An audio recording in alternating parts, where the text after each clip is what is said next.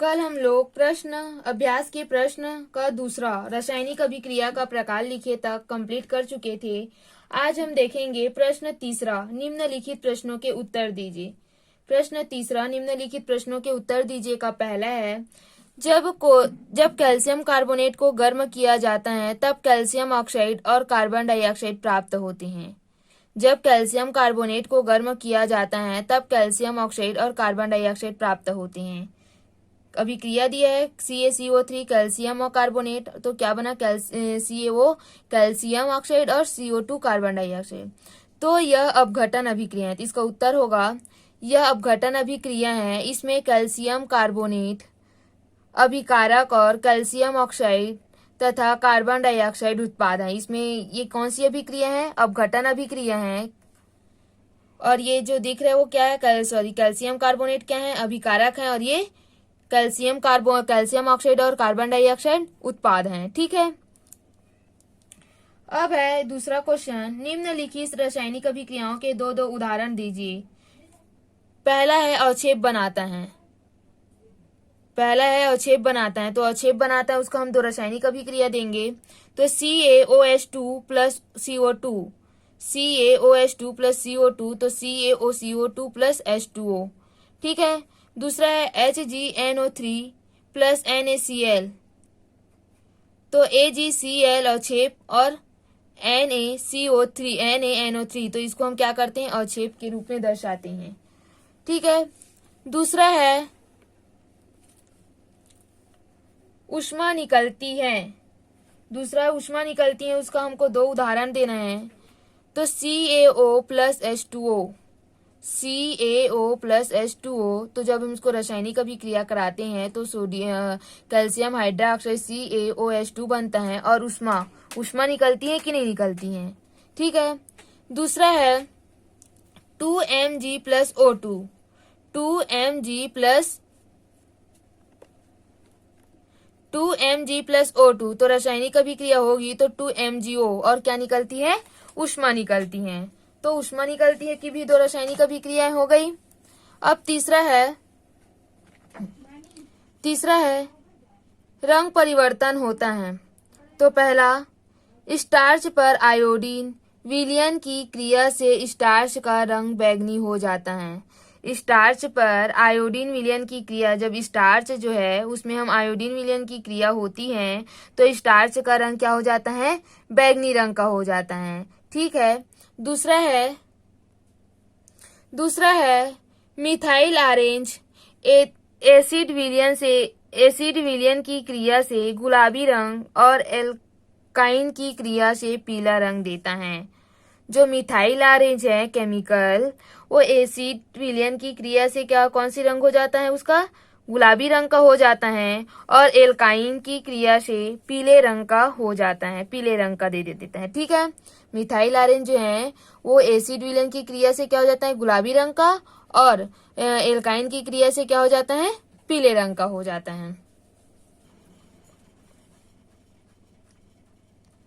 अब है चौथा क्वेश्चन।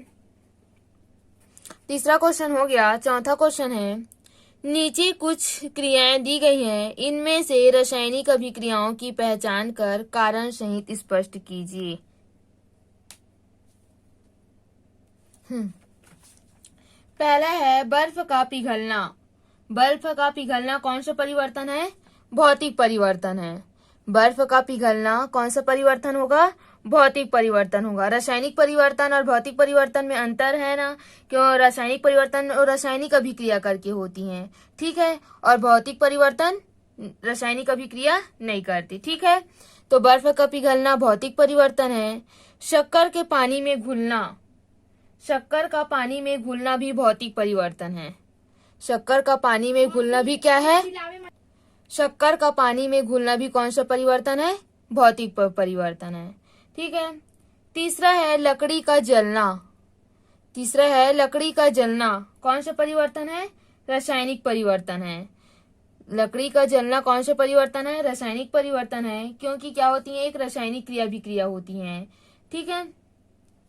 जैसे कि जो कार्बन है वो कार्बन जो है वो ऑक्सीजन से भी क्रिया करती है, तो हमको क्या प्राप्त होता है? कार्बन डाइऑक्साइड प्राप्त होती है। ठीक है, लकड़ी जो है वो ऑक्सीजन के साथ जलकर क्या बनाता है, CO2 बनाता है। तो इस प्रकार लकड़ी का जलना क्या है, एक रासायनिक अभिक्रिया है। ठीक है, चौथा है कटे हुए आलू, बैगन तथा सेब का काला पड़ जाना। कटे हुए आलू, बैगन तथा सेब का काला पड़ जाना, ये भी एक रासायनिक परिवर्तन ही है। कटे हुए आलू, बैगन तथा सेब का काला पड़ जाना क्या है, रासायनिक परिवर्तन है। क्यों? क्योंकि इसमें जो वसा और स्टार्च की उपस्थिति होती है, ठीक है, जो खुली सतह पर रासायनिक अभिक्रिया कर लेती है और नए पदार्थ या नए उत्पाद हमको प्राप्त हो जाते हैं, जिससे काला पड़ जाते हैं। जो कटे हुए आलू जो होते हैं, उस कटे हुए आलू, बैगन, सेब में जो स्टार्च वसा होती है वो खुली सतह पर क्या कर लेती है, मतलब रासायनिक अभिक्रिया कर लेती हैं और नए उत्पाद हमको प्राप्त हो जाती हैं। ठीक है, पांचवा है मोम का पिघलना। पांचवा है मोम का पिघलना भौतिक परिवर्तन है। मोम का पिघलना भौतिक परिवर्तन है। छठवा है चांदी के आभूषणों का काला पड़ना।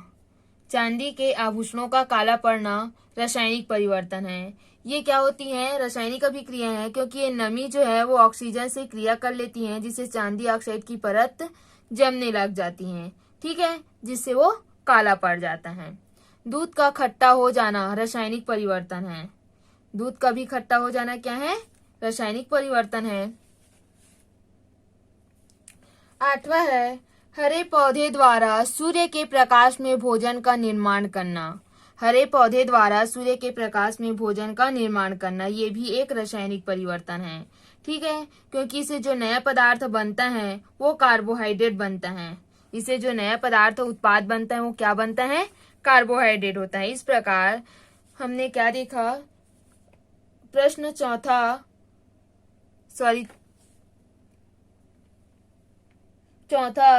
कि कौन कौन से रासायनिक अभिक्रिया और कौन कौन से भौतिक परिवर्तन है। ठीक है, अब है पांचवा क्वेश्चन, अंतर स्पष्ट करे। पांचवा क्वेश्चन है अंतर स्पष्ट करे, ऑक्सीकरण तथा अपचयन। दूसरा है संयोजन तथा अपघटन। पहला है ऑक्सीकरण तथा अपचयन। पहला ऑक्सीकरण तथा अपचयन, कॉलम बनाना है ऐसी। ऑक्सीकरण, ऑक्सीकरण में क्या होता है, इलेक्ट्रॉन की कमी होती है। ऑक्सीकरण में इलेक्ट्रॉन की कमी होती है और अपचयन में इलेक्ट्रॉन की प्राप्ति होती है। ऑक्सीकरण में ऑक्सीजन की इलेक्ट्रॉन की कमी होती है और अपचयन में इलेक्ट्रॉन की प्राप्ति होती है। ऑक्सीकरण क्या होती है, ऑक्सीजन से संयोग करके या H2O से वियोजन करके वियोजित होता है। ऑक्सीकरण क्या होता है, H2 मतलब ऑक्सीजन से संयोग करता है या फिर H2 से वियोजित होता है। और अपचयन H2 से संयोग करता है और O2 से वियोजित होता है। ठीक है, ऑक्सीकरण जो है वो ऋणात्मक अवयव ऑक्सीकरण में क्या होता है, विद्युत ऋणात्मकता क्या होती है,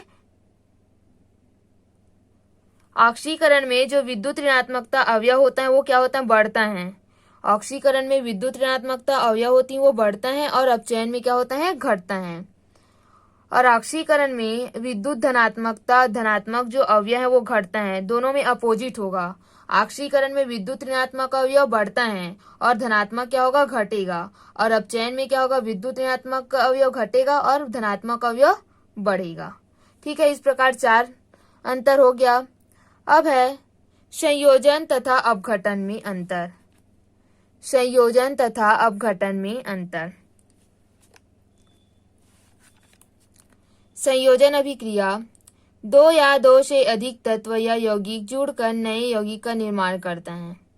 2 या 2 से अधिक तत्व या यौगिक जुड़कर नए यौगिक का निर्माण करता है। संयोजन अभिक्रिया हम लोग पढ़े हैं। और अपघटन में क्या होता है, अभिकारक जो है वो टूटकर 2 या 2 से अधिक भागों में टूटकर नए पदार्थ का निर्माण करते हैं। वही लिखा है, एक अभिकारक 2 या 2 से अधिक भागों में टूटकर नए पदार्थ का निर्माण करती हैं। ठीक है, दूसरा है संयोजन अभिक्रिया में अभिकारक की संख्या 2 या अधिक होगी।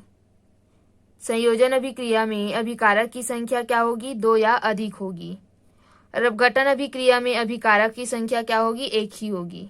संयोजन अभिक्रिया में अभिकारक की संख्या 2 होगी और अपघटन अभिक्रिया में अभिकारक की संख्या 1 होगी। ठीक है, तीसरा है संयोजन अभिक्रिया में उत्पाद की संख्या 1 ही होगी। संयोजन अभिक्रिया में क्या होगी, उत्पाद की संख्या एक ही होगी, और अपघटन अभिक्रिया में उत्पाद की संख्या दो या दो से अधिक हो सकती है। ठीक है, हो गया पांचवा का उत्तर आप लोगों का। छठवा है रासायनिक अभिक्रिया के लक्षण लिखिए। रासायनिक अभिक्रिया के लक्षण लिखिए। तो रासायनिक अभिक्रिया में क्या क्या होता है, नए पदार्थ बनते हैं, गैस मतलब गैस निकलता है, अवस्था परिवर्तन होता है, रंग परिवर्तन होता है। ठीक है, ऊष्मा उत्पन्न होती है, ऊष्मा अवशोषण होता है, ये सब होता है। ठीक है, तो हम देखेंगे रासायनिक अभिक्रिया के लक्षण। उत्तर, रासायनिक अभिक्रिया के लक्षण निम्न है। पहला, रासायनिक अभिक्रिया में नए पदार्थ बनते हैं। दूसरा, अभिक्रिया में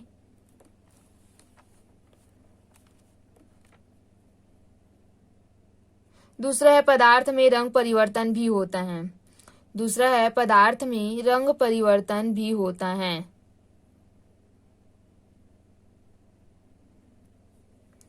तीसरा है अभिक्रिया में ऊष्मा उत्पन्न होती है। अभिक्रिया में ऊष्मा उत्पन्न होती है। अभिक्रिया में ऊष्मा अवशोषण भी होती है और अवस्था में परिवर्तन भी होता है। तो इस प्रकार रासायनिक अभिक्रिया का लक्षण हुआ।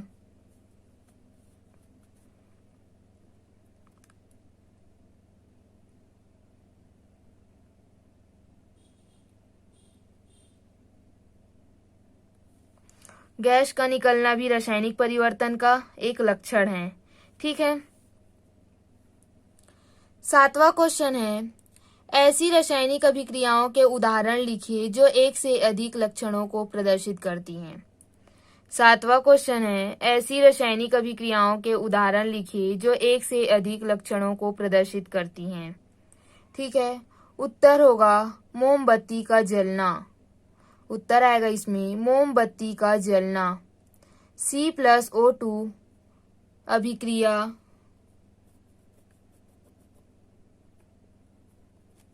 C+O2 अभिक्रिया होगी CO2। C+O2 अभिक्रिया होगी CO2। मोमबत्ती के जलने पर निम्न लक्षण दिखाई देते हैं। मोमबत्ती के जलने पर कौन कौन से लक्षण दिखाई देते हैं, ऊष्मा परिवर्तन भी होता है, अवस्था परिवर्तन भी होता है और गैस भी निकलता है। तो इस प्रकार मोमबत्ती का जलना एक क्या है, मतलब उसमें विभिन्न लक्षण हमको दिखाई देते हैं। ऊष्मा परिवर्तन होता है, अवस्था परिवर्तन होता है और गैस भी निकलता है। ठीक है,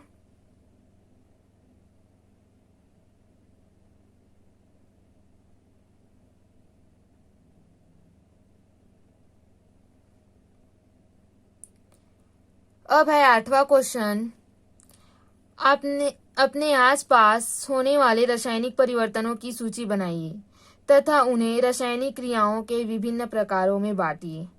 अपने आसपास होने वाले रासायनिक परिवर्तनों की सूची बनाइए तथा उन्हें रासायनिक क्रियाओं के विभिन्न प्रकारों में बांटिए। तो अभी हम लोग देखे थे रासायनिक परिवर्तन किसमें होता है, किसमें भौतिक परिवर्तन होता है, देखे थे। ठीक है, तो रासायनिक परिवर्तन, केवल हमको रासायनिक परिवर्तन की सूची बनाना है। ठीक है, रासायनिक परिवर्तन, दही का जमना। दही का जमना जैव रासायनिक क्रियाएं हैं। दही का जमना क्या है, जैव रासायनिक क्रिया है। उसी प्रकार कोयले का दहन संयोजन अभिक्रिया है। कोयले का दहन क्या है, एक संयोजन अभिक्रिया है। ठीक है, चांदी के आभूषण का काला पड़ना अवक्षेपण अभिक्रिया है। चांदी के आभूषण का काला पड़ना अवक्षेपण अभिक्रिया है। लोहे में जंग लगना ऑक्सीकरण अभिक्रिया है। लोहे में जंग लगना कौन सी अभिक्रिया है, ऑक्सीकरण अभिक्रिया है। चूने के पानी का दूधिया हो जाना अवक्षेपण अभिक्रिया। अभिक्रिया हम लोग देखे हैं, चूने के पानी का दूधिया हो जाना कौन सी अभिक्रिया है, अवक्षेपण अभिक्रिया। ठीक है, नौवां क्वेश्चन है, सीमा ने जब ग्लूकोज मुंह में डाला तब जीभ में उसे ठंडा ठंडा लगा, ऐसा क्यों हुआ होगा, इस क्रिया को क्या कहेंगे। सीमा ने जब ग्लूकोज मुंह में डाला तब जीभ में उसे ठंडा ठंडा लगा, ऐसा क्यों हुआ होगा, इस क्रिया को क्या कहेंगे। ठीक है, क्योंकि उत्तर हो जाएगा क्योंकि ग्लूकोज जीभ में ऊष्मा अवशोषित कर वाष्पित हो जाता है। इस क्रिया को ऊष्माशोषी अभिक्रिया कहते हैं। इसमें क्या हो जाता है, जो ग्लूकोज है वो जीभ में पड़ते ही क्या हो जाता है, ऊष्मा को अवशोषित कर लेती हैं। अवशोषित करके वो वाष्पित हो जाती हैं। इस अभिक्रिया को हम क्या कहते हैं, ऊष्माशोषी अभिक्रिया कहते हैं। ठीक है, ये हो गया आप लोग का पार्ट कंप्लीट।